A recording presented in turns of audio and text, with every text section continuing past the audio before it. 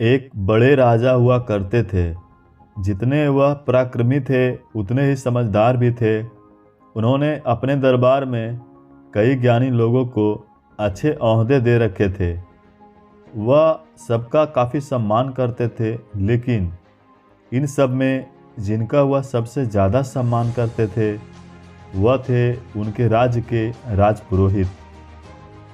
राजा राजपुरोहित को कितना मान देते थे, इसका अंदाज़ा इसी बात से लगाया जा सकता है कि जब भी दरबार में राजपुरोहित प्रवेश करते तो राजा खुद खड़े होकर उनका स्वागत करते थे और तब तक खड़े रहते थे जब तक राजपुरोहित अपने आसन पर आकर बैठ न जाए।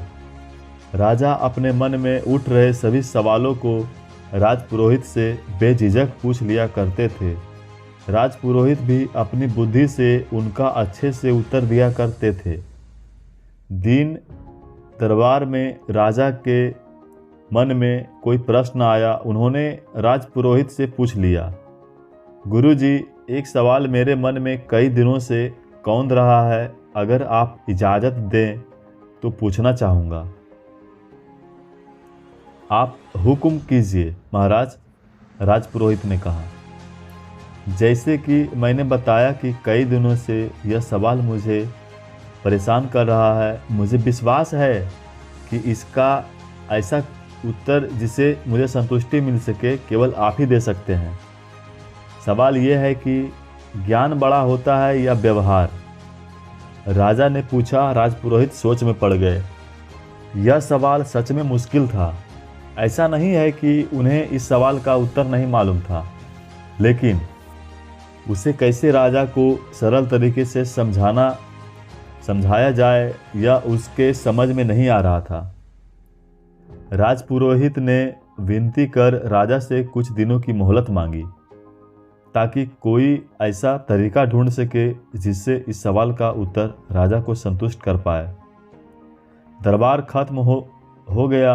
राजपुरोहित अपने घर वापस लौट गए। उस दिन से वो चिंता में रहने लगे। उन्हें समझ नहीं आ रहा था कि कैसे राजा के सवाल का उत्तर दिया जाए। 2-3 दिन बीत गए, लेकिन राजपुरोहित अभी भी इसी कश्मकश में थे और वह ना अच्छे से सोते थे और ना ही ठीक से सो पाते थे, ना ही खा पी पाते थे। उनकी पत्नी यह सब देख रही थी, सो पत्नी ने राजपुरोहित से उनकी परेशानी का कारण पूछा। राजपुरोहित ने सारी समस्या अपनी पत्नी से कही। उनकी पूरी बात सुनने के बाद उनकी पत्नी ने उन्हें एक उपाय बताया और कहा कि अगर आप ऐसा करोगे तो राजा को आपका उत्तर समझ भी आएगा और संतुष्टि भी मिलेगी। राजपुरोहित अगले दिन राजमहल गए और कहीं ना जाकर वो सीधे ही राज्य के खजाने के पास पहुँचे और खजाने से 2 मोती चुरा लिए। उनको ऐसा करते देख खजांची ने देख लिया।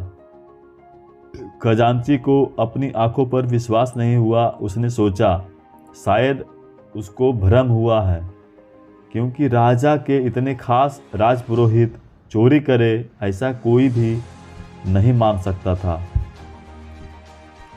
उनके एक बार कहने से राजा उनको बेशुमार धन दौलत दे देता। अगले दिन राजपुरोहित फिर से खजाने से 2 मोती चुरा लाए। फिर से एक बार खजांची ने यह सब देखा। अब उन्हें लगा कि उन्होंने कल जो देखा था वह कोई भ्रम नहीं था। कोई दूसरा व्यक्ति होता तो तुरंत उसे पकड़कर सजा दे देते। यह तो राजा के खास राजपुरोहित थे और जितना खजांची राजपुरोहित को जानता था वह तो बड़े भले आदमी हैं। जरूर उन पर कोई मुसीबत आई होगी, इसलिए उन्हें ऐसा करना पड़ा होगा।